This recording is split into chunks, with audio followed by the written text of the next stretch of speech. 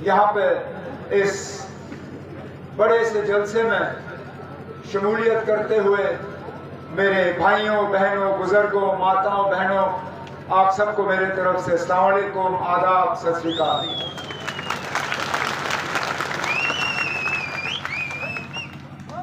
आखिरकार 10 साल के लंबे अरसे के बाद हमें दोबारा अपने आने वाले एमएलए को चुनने का एक मौका हासिल हुआ है। ये 10 साल जम्मू कश्मीर के लिए बहुत भारी पड़े हैं। इन 10 सालों में तब्दीलियां बहुत आई हैं, चाहे वो हमारा और दिल्ली के साथ रिश्ते में हो, चाहे जम्मू कश्मीर का अपना नक्शा हो, चाहे जम्मू कश्मीर की पहचान हो।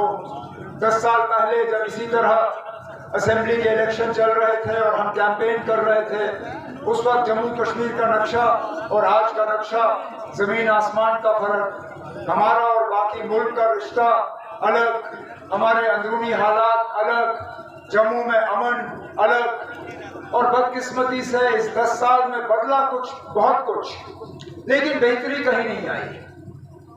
किसी की जिंदगी में बेहतरी नहीं आई, मां सिवाय वो चंद लोग जो बीजेपी के आसपास घूमने वाले लोग हैं, जो आम हमारी जनता है जम्मू कश्मीर की, जो आम यहाँ नागरिक है नौशहरा के।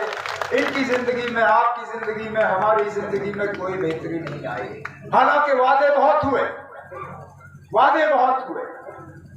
जब यहाँ से 370 हटा गया, जब यहाँ से 35 से हटाया गया, जब जम्मू कश्मीर को एक रियासत के दर्जे से हटा के यूटी का दर्जा दिया गया, जब लद्दाख को हमारे से अलग करके उन्हें एक अलग दर्जा दिया, उस वक्त जम्मू कश्मीर के लोगों से कहा गया था कि आपकी तमाम मुश्किलातों का अब हल हो गया है। यहाँ के नौजवानों को कहा गया था कि आपकी नौकरी, आपके रोजगार में अगर रुकावट है,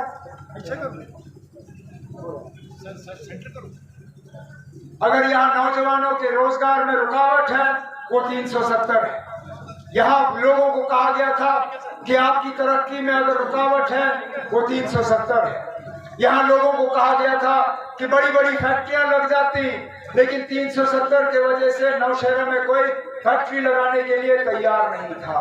यहाँ बिजली का निजाम खराब था, लोग ये बीजेपी वाले कहते थे कि 370 हटा, अब आपको 24 घंटे बिजली मिलेगी। यहाँ साफ पीने का पानी मुहैया नहीं होता था, ये बीजेपी वाले कहते थे कि बस 370 हटा और आपको अब साफ पीने का पानी मिलेगा।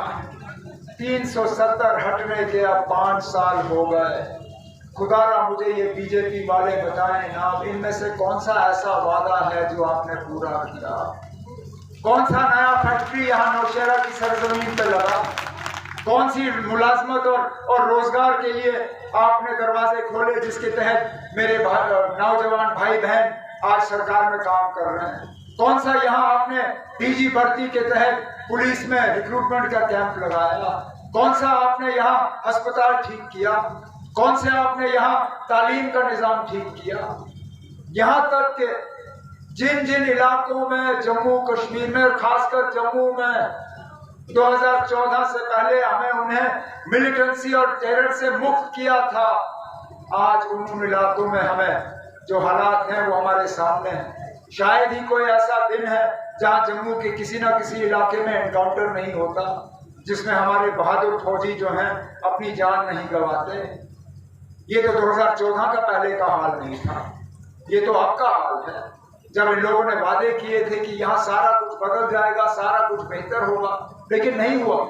जिस जिले की बात चौधरी सुरेंद्र साहब ने की, जिस जिले की बात राधे श्याम शर्मा ने की, जिस जिले की बात जनाब राजेंद्र प्रसाद साहब ने की, जिस जिले की बात मेरे बाकी साथियों ने की, क्या इस बीजेपी के उम्मीदवार के पास इतना भी नहीं था कि वो कम से कम आपको एक जिला दिलवा देता?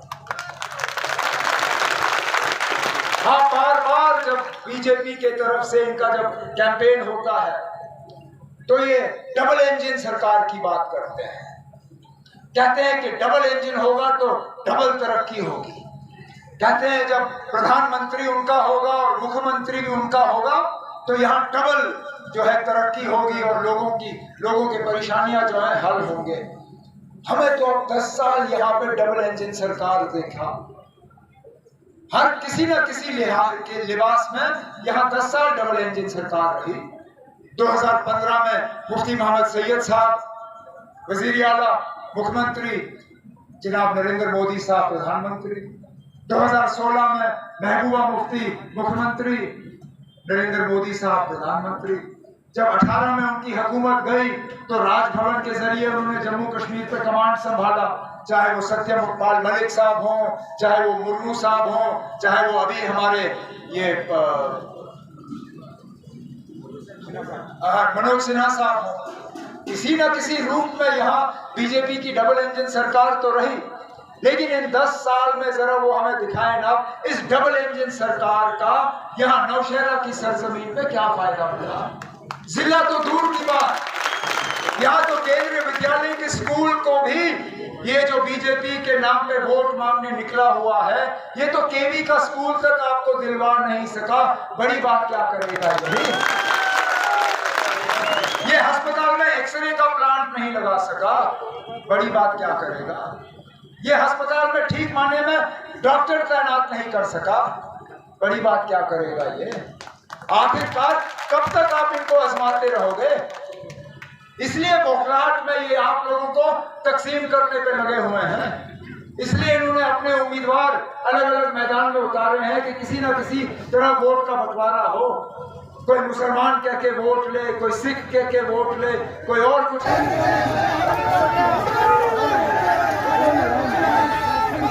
जिंदाबाद